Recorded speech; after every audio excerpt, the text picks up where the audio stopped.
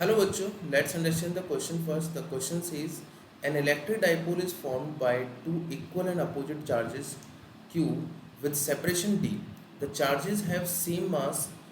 It is kept in a uniform electric field. If it is slightly rotated from its equilibrium orientation, then its angular frequency omega is. तो देखिए यहाँ पर question में क्या कह रहा है हमको कि अगर मान लीजिए हम लोगों ने यहाँ पर थोड़ा सा इस जो डाइपोल है यहाँ पर हमने मान लिए ये माइनस क्यू और ये क्या हो गया प्लस क्यू हो गया।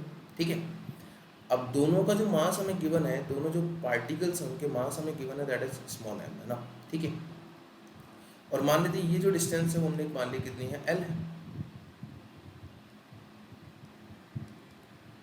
ठीक है, अब इस पर क्या लग रहा होगा, देखो ध्यान से समझे हम लोग यहाँ पर। तो इस जगह पर क्या होगा, इस पे इलेक्ट्रिक फील्ड में रखने पर यहाँ पर चार्ज फोर्स लग रहा हो क्यू ई, और इस तरह जो फोर्स लग रहा हो that is also Q E.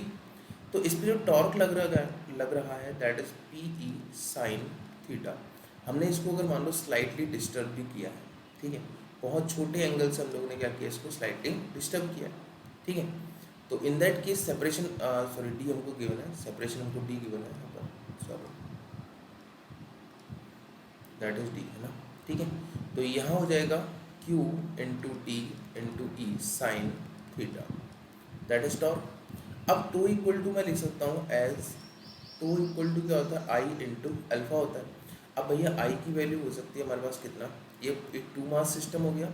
इस टू मास सिस्टम के लिए अगर मान लो सेंटर के अबाउट देखें, तो यहाँ पर सेंटर के अबाउट अगर देखोगे तो ये हो जाएगा M into D by two square, और इसका डबल हो जाएगा क्योंकि दोनों चार मासेस के लिए हो गया, तो ये हो जाएगा m into D square by to, that is I का वैल्यू हो गया।